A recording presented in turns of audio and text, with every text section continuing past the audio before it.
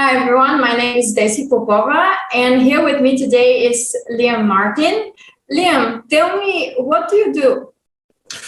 I am a human being currently existing on planet Earth, more specifically in Montreal, Canada. It's raining outside, and that's not actually what I do. But what I am passionate about is, this is where I am, what I'm passionate about is building and scaling remote teams. So I run a conference called Running Remote, which is the largest conference on remote work. And I've also spent the last year and a half writing a book about that particular subject, trying to unlock what all of the remote pioneers, the people that have been working remotely for 10, 20 plus years, know about remote work that almost no one figured out when everyone went remote 2 years ago. Thank you so much for sharing that. And this is the reason why I invited you to this podcast and interview, because the mission of eTeams Consulting Group is shared. It's the same thing that we're trying to do. And I believe that through collaboration and co-creation together, we can actually help people transition into the future of work and enjoy it, and also have a personal life while at it.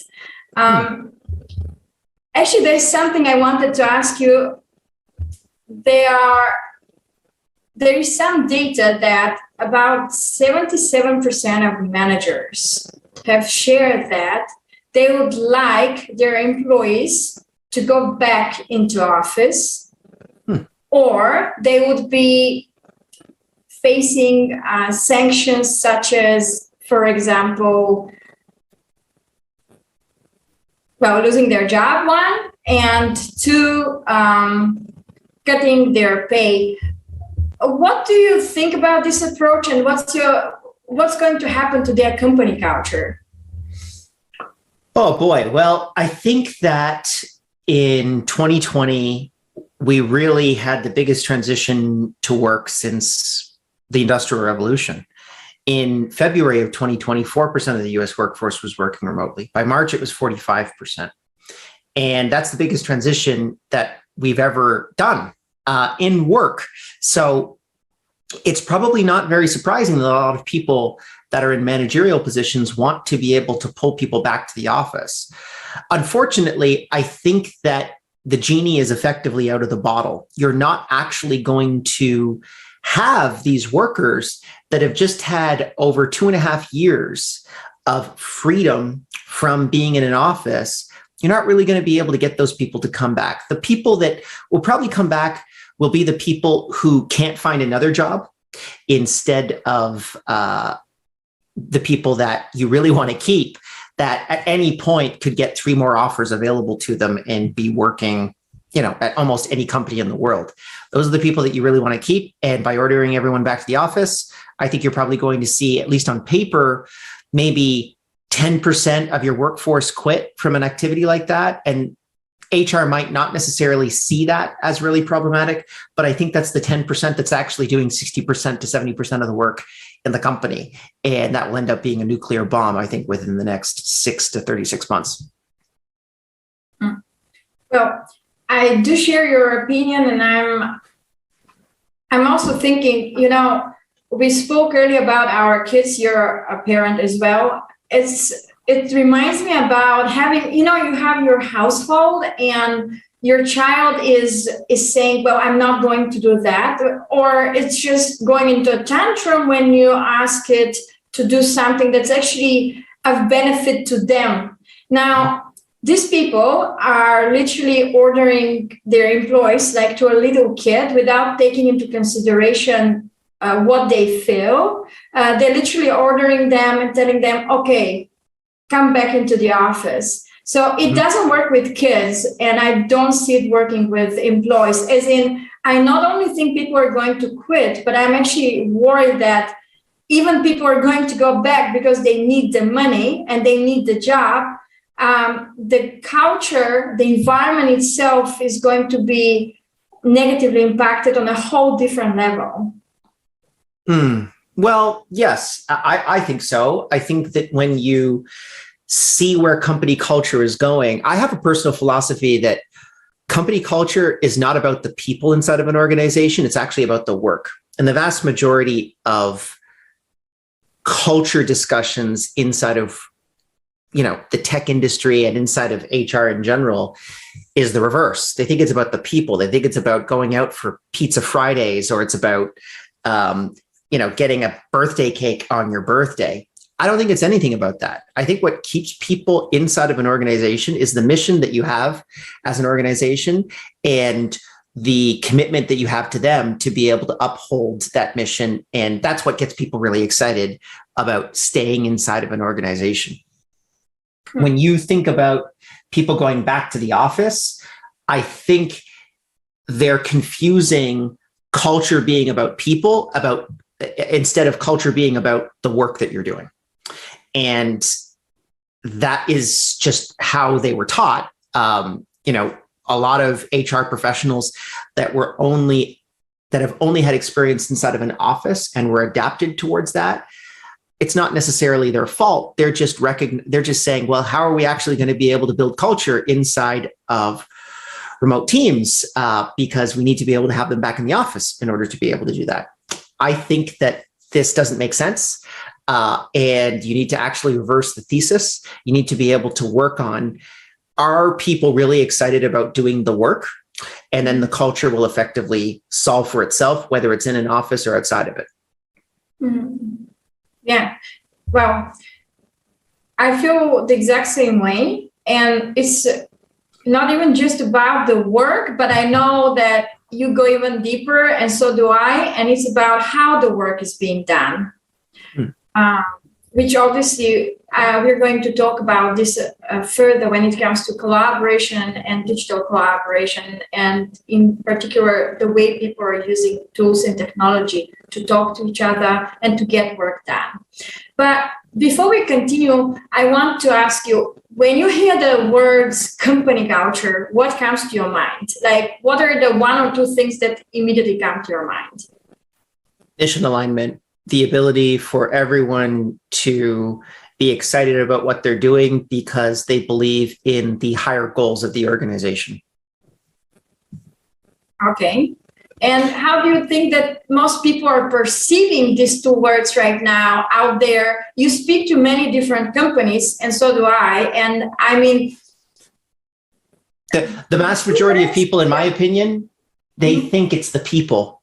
They think it's how we act as an organization and how those interaction effects occur, right? The biggest thing for culture is, oh, well, people have to like people at work. That's a clear component of culture.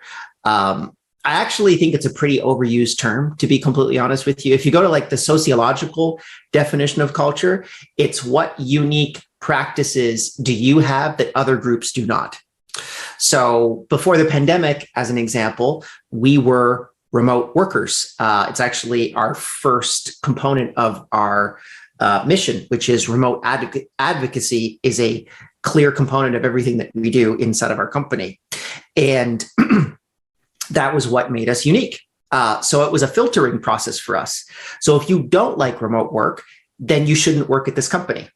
And that's how I use it, actually, from a cultural perspective. It's aligning a certain type of people around a particular mission, and then that reinforcing that group of people to be able to work on things harder than they would if it was just, Pizza Fridays and getting a birthday cake on your birthday, which I think is pretty stupid. Yeah. Oftentimes, companies that are trying to get remote and hybrid right are saying, well, we have problems, our culture is dipping, it's just not working. What is it that we're doing wrong? We have asked people, we're trying to introduce many new initiatives, but it doesn't work. And it does sometimes feel a little bit, it feels like you're doing things for the sake of doing things so you can actually take it off a list. And in this case, we're talking about people. And again, we're talking about the objectives and goals of an organization, which you clearly mentioned. And so I'm going to continue and ask you to tell us a little bit more about running remote. and I'm talking about the book. You're also writing a book. When is it going to come, and what is it going to be about? Sure. So the book's going to come out August 16th, and it's me studying a dozen $1 billion plus remote pioneer companies. So companies that were remote effectively before the pandemic, and realizing how they managed people is very different from how what I call pandemic panickers ended up managing remote teams. So the one singular thing that they all have in common that I found very unique is a term that I'm calling asynchronous management, which is the ability to be able to manage people without actually interacting with them.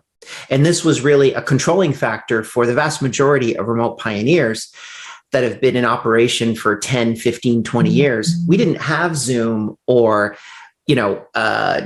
Slack or Microsoft Teams. These tools weren't available to us. So we effectively had to actually build a business without interacting with anyone face to face. And this provided a unique way to be able to manage people, which I think is unlocking the capabilities of companies today to be able to scale faster and larger than they could ever do in an office environment. I recall, first time I started working remotely was in 2009. And I clearly remember that we didn't have any tools we had Skype, but it felt like it was as overwhelming as I would say Slack and Zoom can be. Mm-hmm.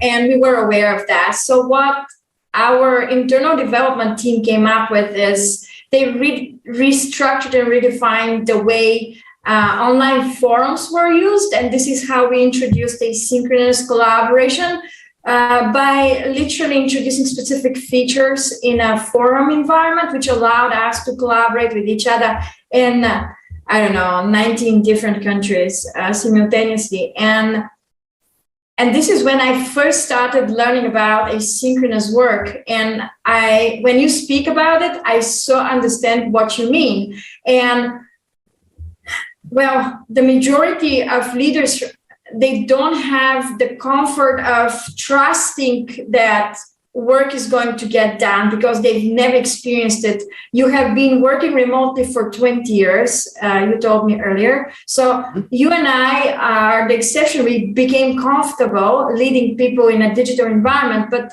many people, they just have to acquire better habits. And this brings me to running remote, the conference, the largest conference in the world. Where is going to be the next one? I think you said something about Canada last time we spoke. Yes. So it's going to be in Montreal, Canada, May 17th and 18th. And it's going to really focus on building and scaling remote teams. So learning those particular strategies. Who it's not for is if you're an employee, the conference really isn't for you. If you're a digital nomad, as an example, and you want to work from your laptop, this conference is probably going to be interesting for you, but not necessarily for you. It's learning the tactics of building a $1 billion remote first company and doing that in a voluntary way, as opposed to the kind of remote at gunpoint that we've been experiencing over the 2.5 years. Yeah, it's amazing. So definitely, I have some clients that I should actually mention this to. Here in Europe, I recently worked with a 16,000 people company. They are definitely in the $1 billion mark, and they should be considering your conference. And so should people like me as well, obviously, consultants who are supporting these organizations so that we can all come together and help, which is what we're doing today in this podcast. Yeah, absolutely. I think that when I think about anyone that needs to learn the tactics and strategies of remote teams, I mean, consultants definitely flow into that. I think founders of remote first companies definitely apply to that. I also think HR professionals and operators inside of remote first teams are another really great fit. Yep. I will make sure to contact a few of them, especially in the crypto space. which is an environment, which is a type of industry I'm very passionate about.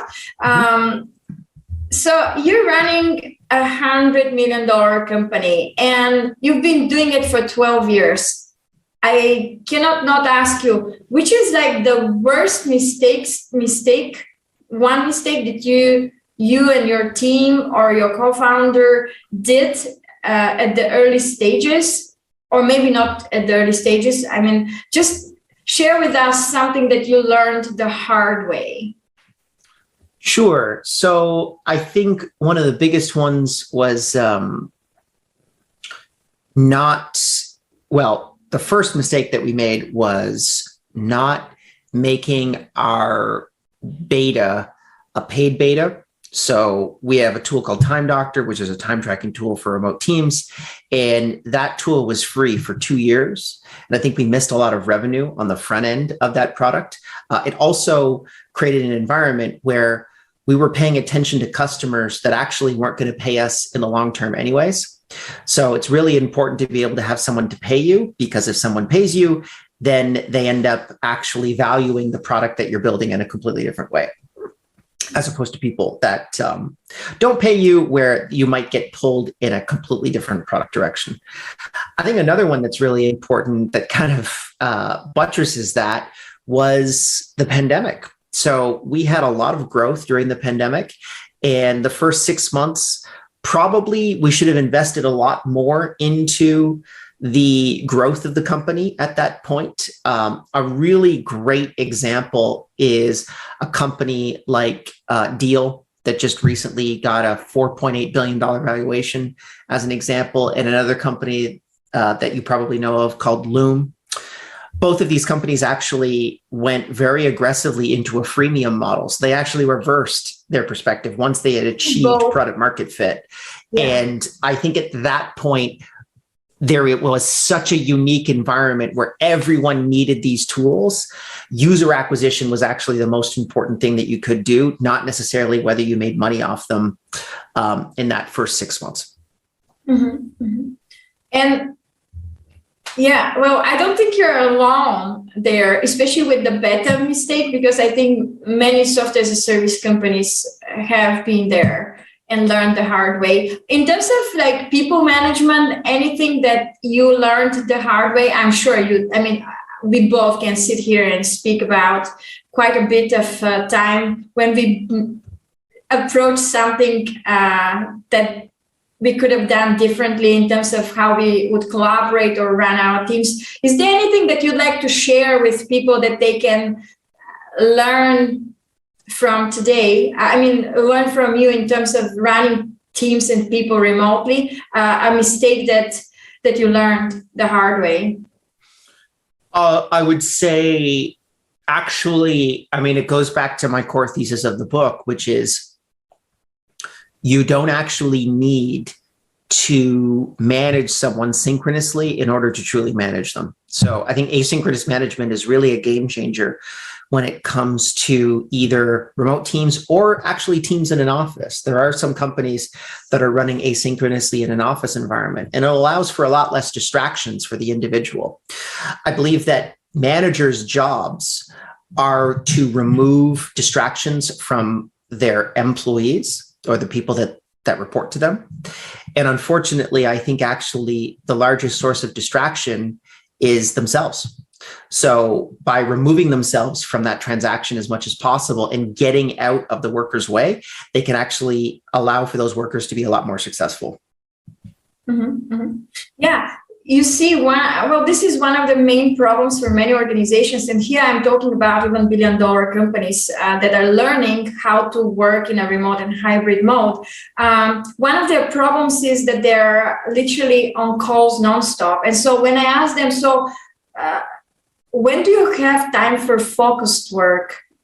And they were like, there's no such thing in our environment at this stage. Like, we know and we recognize that we want to allocate more time for that, but it's very, very hard. And so I oftentimes have, solutions for them, and they tell me, Oh, you know what? I fully agree with you. We should be more asynchronous. We should allow time for focused work. I have even spoken to them about deep work and to consider even going through the book, just so that they understand that there are different resources to help them understand how to approach this. And so oftentimes what I'm seeing is they're like, Dessi, everything you're saying is exactly what we want to do. We just don't have the time to do it.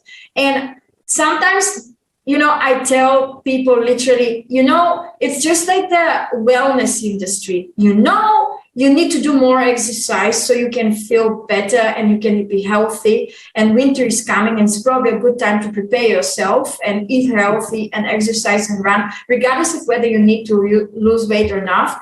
It's like you're putting on hold again your health.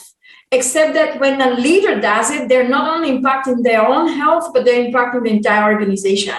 And what would be your advice to companies like this that they say, oh, well, you know what Liam is saying, what this is saying, and everyone out there, well, it's true, but we don't have the time to do it. I would suggest that they provide some forcing functions inside of what they're currently doing. So as an example, I've seen some organizations that have looked at no meeting weeks. So 1 week out of every month, they just decide not to meet. And then they run an anonymous survey to be able to figure out, did I increase the productivity or decrease productivity throughout the organization? I have not seen one that has said it was a decrease in productivity of the ones that I've currently run myself. In terms of the desire to be able to do it, it really comes from the top down.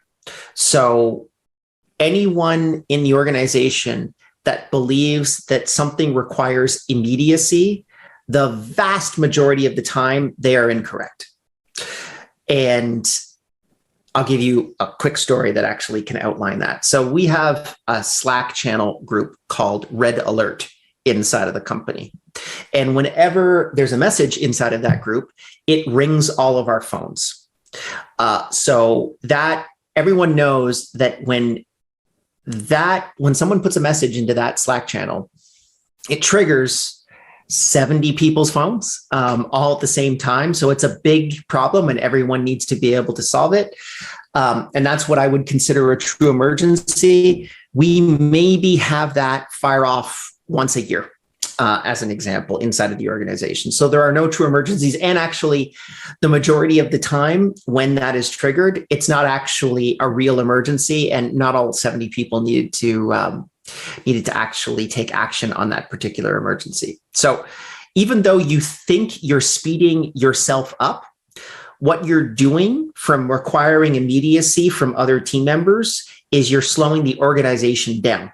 Because en masse, what this does is if everyone interrupts someone else inside of the organization, then no one can actually get anything done. And to your point, Cal Newport's book, which I think is really foundational for this entire concept called deep work, his belief is that, and I share the same as well, that if you can optimize your workforce towards deep work, which is having everything at every individual's disposal to be able to solve difficult problems, you'll be a much more successful organization and you'll probably be able to innovate better than your competitors. If you implement that en masse, you're going to do really, really well as an organization. And unfortunately, it's that sense of immediacy that I think is really the biggest barrier towards people really figuring out asynchronous work and management at scale.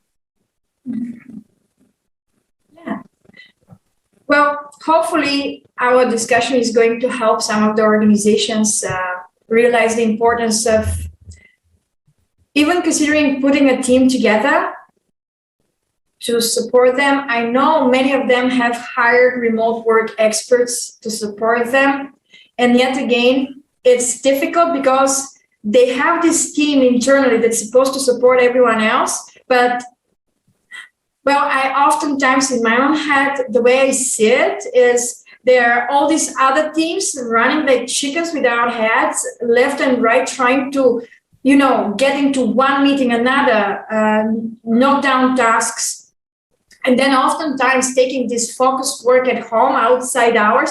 And when you work remotely, it's like literally in the hours you should be with your family and, taking care of your kids or with your friends or loved one. Well, basically you are actually doing this focused work. And this is a serious problem, especially for companies that want to go hybrid, because there is resistance from employees because they're like, well, the extra commute, I'm just going to do my focused work time. So definitely, I encourage people to listen to our conversation, and I would like to give an opportunity. Is there anything else you'd like to add on this topic? No, not really. I think we've covered it pretty well. I mean, to me, I think the biggest thing is you need to make sure that working from home doesn't turn into living at work. So be able to turn your devices off. The only thing that I can actually get email through is my computer. As an example, I don't have email on any of my mobile devices. I do have Slack on my mobile devices. However, they actually shut down at 5 p.m. every single day. So I don't receive any more of those messages past 5. And it really allows me to be a lot more relaxed in my day-to-day life, that I know that people think that these things are helping them, but I really think they're part of what I call the distraction economy. And there are these multi-trillion-dollar organizations that have tons of teams and machine learning algorithms that are designed specifically to be able to interrupt you from what you need to do, which is get your work done. And if you can remove those distractions from your life, you're going to be way more successful and way less stressed. Mm-hmm.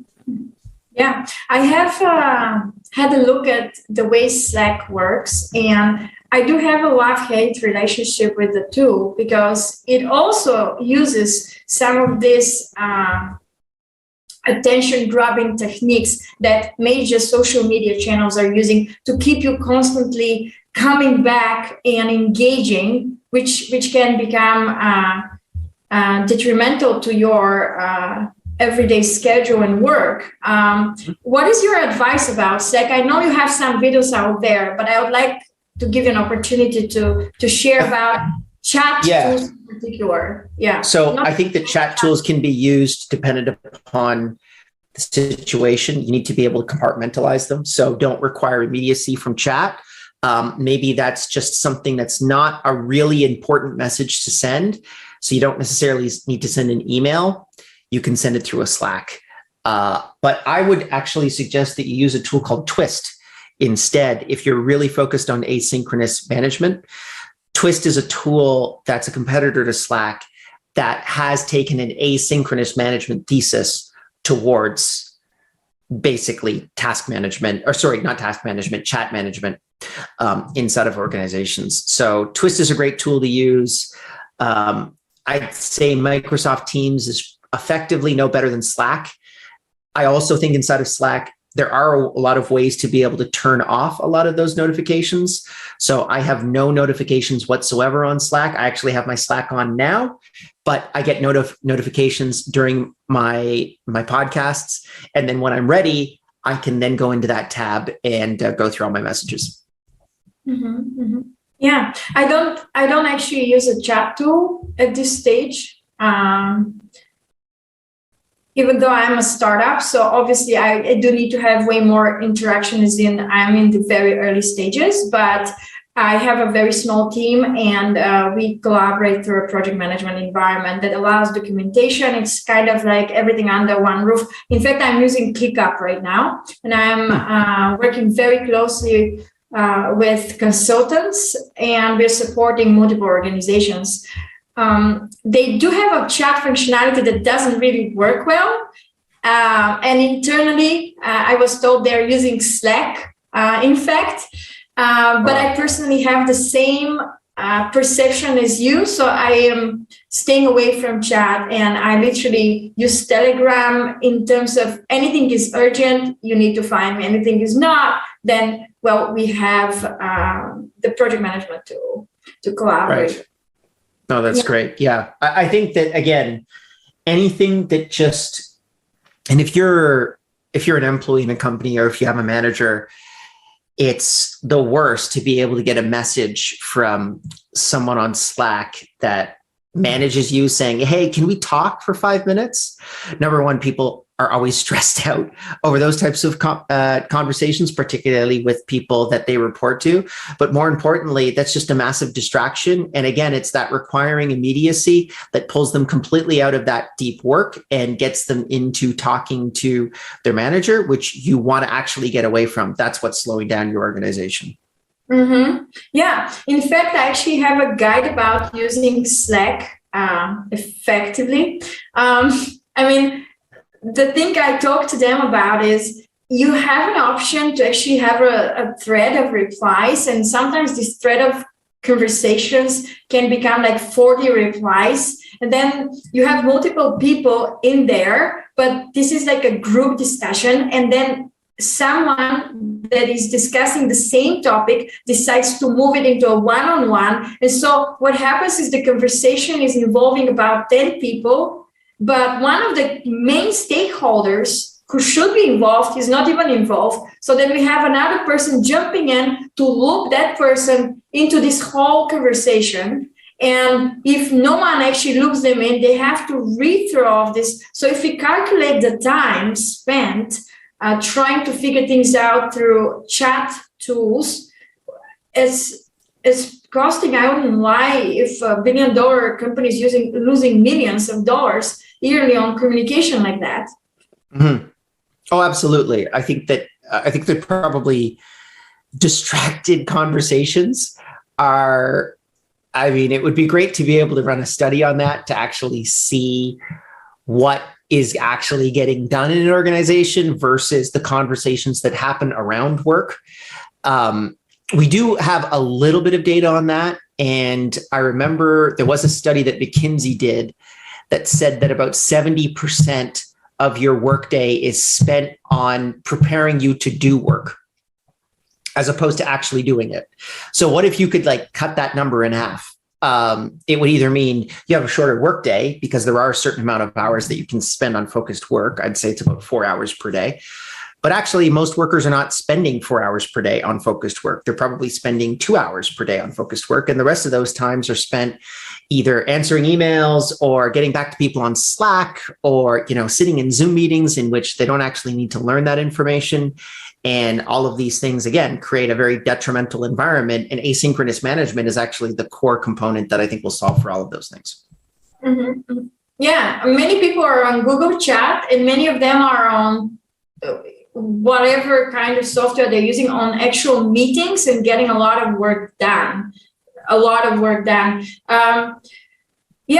Hopefully our conversation and your conference and the book and the many, many consultants out there are going to help make people's lives easier. And I would love that our conversation creates at least awareness about the need to consider a change of the way we interact with each other and the urgency to introduce healthy digital habits. Yeah, for sure. I definitely one of those things that I'm a big proponent of as well. Yeah. So because culture is a major topic and is one of the keywords that most companies that are trying to figure out how to do a better job at running remote teams, they usually go and look for these remote work culture experts. I have noticed oftentimes that people that come to me, they often talk about we need to work on our remote or hybrid culture. And I want to ask you, how do you consider that someone is a culture fit for your company? How do you interview people? How do you qualify someone as a fit, if at all you do that? Sure. So we do a culture fit. We have our mission statement, which is empowering the world to transition towards remote work. And then we have RGDAP, which is remote work advocacy, generous, determined, adaptable, and passionate. So those are the core components of what we have as a company, and then we use that as a filtering process. So we actually ask a bunch of leading questions, and sometimes very counterintuitive questions to our possible candidates to be able to figure out whether or not they would be the right fit. And really, this is a filtering out as opposed to a filtering in, if that makes sense. We're looking to be able to figure out who is not the right fit for the organization as opposed to who is the right fit for the organization. And once you've kind of flipped those on their head, you would do things like, and we probably would never actually ask this question, but just as an example, I would say, can you tell me 3 examples in which you were really stressed out about remote work and you didn't necessarily think that it was a good idea? That kind of a thing. Or what do you think about remote work? Do you think it's a good idea, or do you think that this is just a fad?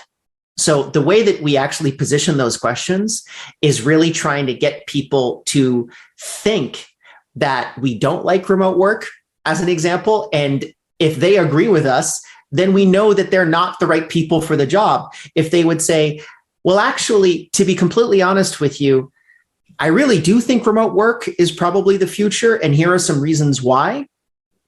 That person's in. That's the person that we want to talk to. So making it very easy for them to filter themselves out of the organization is what we really do in our interviewing process.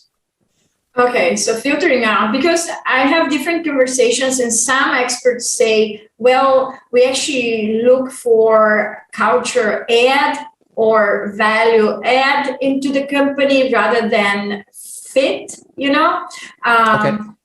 Others are sticking to the whole culture fit. They have their way of considering who actually aligns with whatever values they have, objectives, etc. And personally, the way I feel about it is I feel that we should teach people how to work remotely. The question is, do they feel like they want to be taught? Because I believe that working remotely requires a set of skills that are acquired. And naturally, some people are amazing at working remotely, but I think that what kind of mindset they have and how trainable they are is more important, which is why I also think that your approach of filtering out people who obviously don't have the correct mindset, they might even not be coachable. So this is the way I see it. Yeah, we also have, so we don't necessarily want people that have the same, like a culture fit is, I believe, actually long-term going to create a very homogenous way to be able to think. So if everyone thinks the same way, then you don't necessarily have different opinions, which creates problems inside of the organization, because then everyone kind of thinks the same way and you can't get other aspects of the way to solve or approach problems. The most important question that I ask is actually a question from Peter Thiel. And he asks this question of every person that he's going to hire, which is, what important truth do very few people agree with you on? And so when I ask people that question, it stumps 90% of candidates because they don't actually want to tell you what important truth that very few people agree with them on, because they don't want to necessarily seem like they're being disjointed or obtuse. But in my opinion, you actually need people that are going to completely disagree with everyone else. If there are 10 people in a room and I believe 1 + 1 = 3, and those other 9 people say 1 + 1 = 2, I would much rather make sure that that person continues on with that commitment to that statement, as opposed to going along with the trend, because then you get into this homogenous way of thinking that's really not going to be successful for a set of companies like ours that are really based on innovation. Yeah, absolutely. It makes sense. Well, I have a few more questions here that we should go through. Let me just make sure I don't miss something very, very important, because I'm not sure we'll cover everything. But I want to ask you, when I say the word community, what comes to mind? Group of people that really want to interact with each other and are usually aligned towards a singular goal or mission. Yeah, that would probably be my definition of community. Yeah, so I have a theory that we should replace the word company culture with teams community, a team community, Mm-hmm. because internally it triggers exactly what you just said. Everyone I speak to talks to me about togetherness, collaboration, and something that you said was so important at the beginning. It should be about the work we do together. So we're getting together it's not about the people, but it's about the work, the shared mission the journey we're going to embark on together, and the way we're going to interact with each other. So these are my thoughts, and this is something I would like to spread out there a little bit more. Sure. Yeah, that's a very fair point. Yeah, I think that's definitely a way to be able to look at it. I think that the word culture has been overused over the last decade by a pretty significant margin, and using something a little bit more precise like community could definitely be a way to do it. Mm-hmm. So I have another question, which is important for everybody running a remote company, and especially the organizations that are pretty new at it. How do you intentionally promote psychological safety in a 100% remote team? You create an environment of radical transparency inside of the organization. So inside of any company that you would join, in which I am the founder of, you should ideally have the same informational advantage as the CEO of the company. So when you come into the company, you get access to the P&L report, you get access to our customers, who are they, how much revenue do they generate, all of our processes, our systems, our SOPs, basically everything that the CEO has access to. And then that creates an environment where you do have psychological safety because you know everything. There are no closed doors. You can open up any single door that you want inside of the company, and you can peek your head in. Mm-hmm. Yeah, I couldn't agree more. And this is what I'm teaching my clients as well.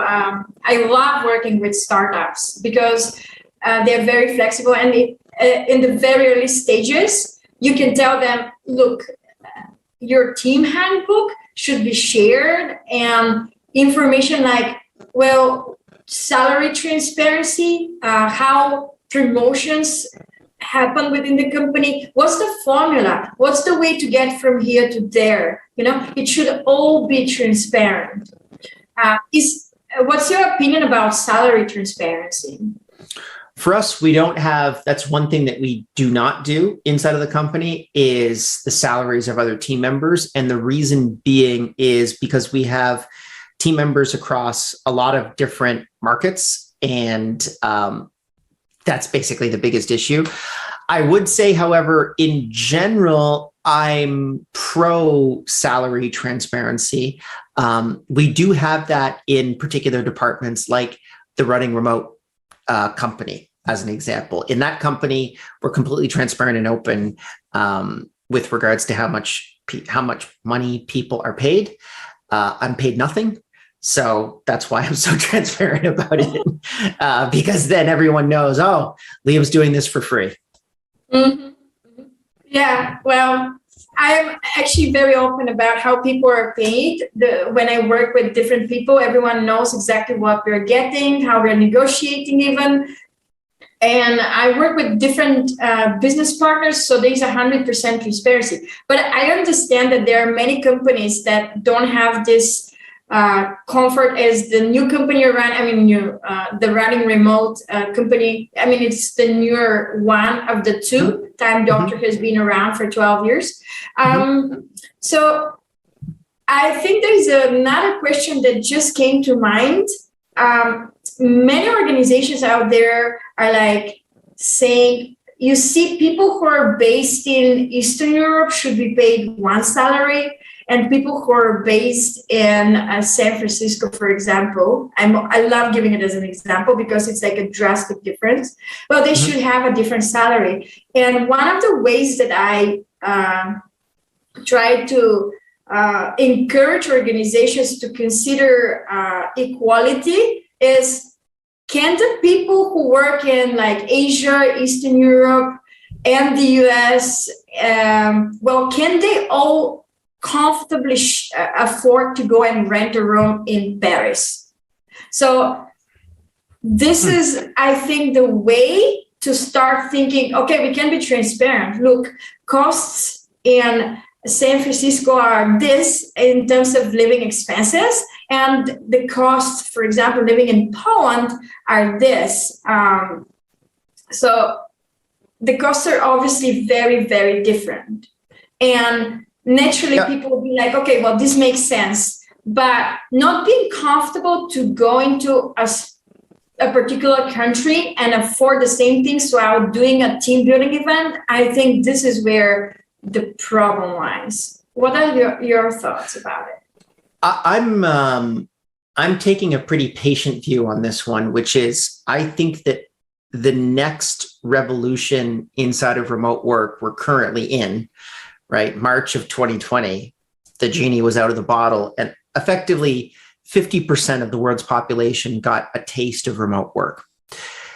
And I think you're actually starting to see now, we have had to raise salaries internally way more than we thought we were going to have to, not because there was inflation or anything like that. It's actually because there's more competition now. So all of these large corporates that said they would never actually work remotely are now working remotely, and they've had a couple years experience behind them. I can tell you that about a dozen team members out of our organization have been poached from Google and Facebook, both poached them from us. And they offered them much higher salaries, and they were not in those particular locations. They could continue to work remotely, but they are getting basically double, in some cases, salaries from competitors that from what we were paying them before. And we could not necessarily afford the salaries that these other companies were paying for. So I actually think it's just market economics, market forces. I think within a couple of years, there actually will be a single price for a React front-end developer across planet Earth. And there'll be good ones and there'll be not good ones. But I actually think the prices are probably going to equalize out pretty quickly. Right now, as an example, throughout Southeast Asia, engineers have had a 60% increase in salary over the last 2 years. And in San Francisco, I think it was something like 10%. Mm-hmm. I know about Bulgaria, and that's in Eastern Europe. It's part of Europe, but the poorest country of Europe. Developers there are paid very much the same as in many US companies. There is obviously very high quality workforce in the market. So I'm seeing this as well there. Yes, absolutely. I think it's just going to be global. I think there's going to be a global, you will not have the price of an engineer in Eastern Europe be one band and the price of an engineer in the US will be another band. I think that probably within, I would arguably say 5 years, I think it's all going to equalize, and it's really going to be focusing on quality of those people and not necessarily. So you find good and bad engineers in San Francisco and you find good and bad engineers in Kiev, as an example, but it's all going to be the same price at the end of the day. Yeah, well, this is the same way. I view things the same way. In fact, I'm in touch with someone from Ukraine who's an amazing project manager, and I mean, our team literally offered her like, US compensation. I myself remember when I first started working remotely, I was very focused on building digital worlds, communities, global communities, and I was aware I was good at what I was doing. So I had a CEO from Vegas call me and tell me, "Well, Dessi, what's going on? You're charging me like American commission here, and I heard you're visiting your family in Eastern Europe, and you're going to be staying there." And I was like, "Yeah, I am. But look, I have no problem taking this call from London tomorrow. I'm very flexible. So if that would make you feel more comfortable to pay me what I require as an expert, then I am happily going to have a trip there and enjoy, London." Right. Literally what I did. I know it's not going to work for absolutely everyone, but as you said, naturally, this is where the world is going. And if you want to have high quality talent and powerful employee communities, well, this is what will happen. You have to pay regardless of the location. Yep. Yeah, for sure. Absolutely. I was thinking, what's one advice you'd like to give to a company that is wondering, should I consider getting help, hiring an expert, or joining your conference? What would you tell these companies that are wondering, should we consider getting help in order to get remote right?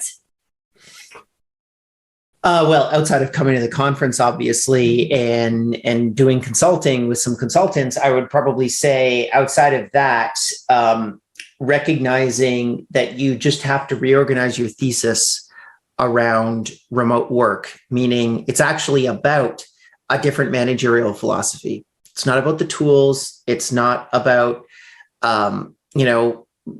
a lot of the things we actually talked about today. It's not about the project management systems. It's not about Slack or Microsoft Teams or anything like that. It's actually about, listen, it's a different way to work. And that way of working is different from the office. So don't replace tools like Zoom and Slack and make those into the office. Take a different approach, a different methodology. I call it asynchronous management. Again, you can choose whatever methodology you would like to be able to follow. I think it's the best one, and implement that inside of your remote team. Thank you so much, Liam. It was a pleasure talking to you today. Thanks for having me.